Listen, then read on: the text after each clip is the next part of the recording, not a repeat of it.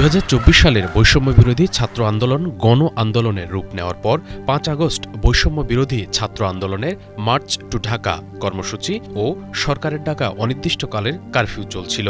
একই সঙ্গে সরকার 5 থেকে 7 আগস্ট 3 দিনের সাধারণ ছুটি ঘোষণা করে। এ পর্যায়ে বৈষম্য বিরোধী ছাত্র আন্দোলনের পক্ষ থেকে একদিন এগিয়ে এনে 5 আগস্ট মার্চ টু ঢাকা কর্মসূচি পালনের জন্য ঘোষণা দেওয়া হয়। এদিন সকাল থেকেই কারফিউর মধ্যে রাজধানীতে থমথমে পরিবেশ বিরাজ করে, কিন্তু হঠাৎ ঢাকামুখী জনস্রোতের এক পর্যায়ে এদিন দুপুরে খবর আসে প্রধানমন্ত্রী পদত্যাগ করে দেশ ছেড়েছেন।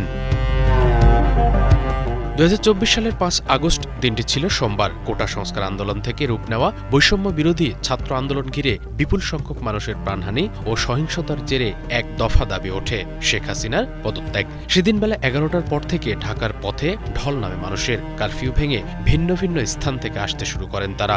এক পর্যায়ে শাহবাগ, কেন্দ্রীয় শহীদ মিনার সহ গুরুত্বপূর্ণ পয়েন্ট লোকারণ্য হয়ে ওঠে। দুপুর 1:30টার কিছু পরে খবর ছড়িয়ে পড়ে পদত্যাগ করেছেন প্রধানমন্ত্রী শেখ হাসিনা। এরপর জনস্রোত আরও বাড়তে থাকে। বিভিন্ন এলাকা থেকে মিছিল এসে জনসমুদ্রে পরিণত হয় শাহবাগ। দেশবাসী, আসসালামু আলাইকুম। দুপুরের দিকে আন্তঃবাহিনী জনসংযোগ পরিদপ্তর জানায়, জাতির উদ্দেশ্যে ভাষণ দেবেন সেনাপ্রধান জেনারেল ওয়াকারুজ্জামান। সূত্রের বরাদ্দে আন্তর্জাতিক গণমাধ্যম এএফপি খবর প্রকাশ করে জানায়, হাসিনা ও তার ছোট বোন শেখ রেহানা গণভবন ছেড়ে নিরাপদ স্থানে চলে গেছেন।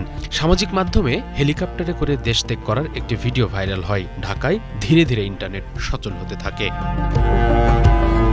সাবেক প্রধানমন্ত্রী শেখ হাসিনা দেশ ছেড়ে যাওয়ার পর গণভবনে ঢুকে পড়ে হাজার হাজার মানুষ। তার আগে গণভবন ছেড়ে চলে যায় নিরাপত্তা বাহিনী। এ সময় গণভবনের ভেতরে অগ্নিসংযোগ, ভাঙচুর ও ব্যাপক লুটপাট করা হয়। গরু, মাছ, মাংস, মুরগি, আসবাবপত্র, ফ্রিজ, এসি সহ নানা পণ্য নিয়ে যেতে দেখা যায় সাধারণ মানুষকে।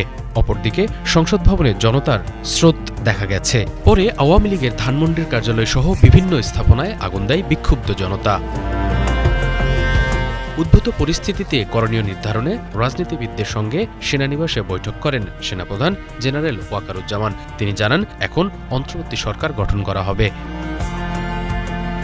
সেনাপ্রধান বলেন, আমরা রাষ্ট্রপতির কাছে যাব, অন্তর্বর্তী সরকার গঠনের বিষয়ে ওনার সঙ্গে কথা বলবো। তার সঙ্গে আলাপ আলোচনা করে অন্তর্বর্তী সরকার গঠন করে দেশ পরিচালনা করা হবে বলেও জানান তিনি।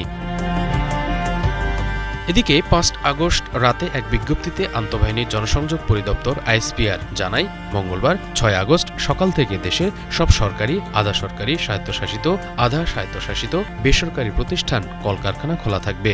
একই সঙ্গে স্কুল, কলেজ, মাদ্রাসা, বিশ্ববিদ্যালয় সহ সব শিক্ষা প্রতিষ্ঠান খোলা থাকবে। প্রধানমন্ত্রীর পদত্যাগ। এদিন রাতে জাতির উদ্দেশ্যে দেওয়া ভাষণে রাষ্ট্রপতি মোহাম্মদ শাহাবুদ্দিন দেশের আইনশৃঙ্খলা পরিস্থিতি স্বাভাবিক করতে এবং লুটতরাজ ও ধ্বংসাত্মক কর্মকাণ্ড বন্ধ করতে রাজনৈতিক দলগুলোর প্রতি আহ্বান জানায়। Bangla vision news desk.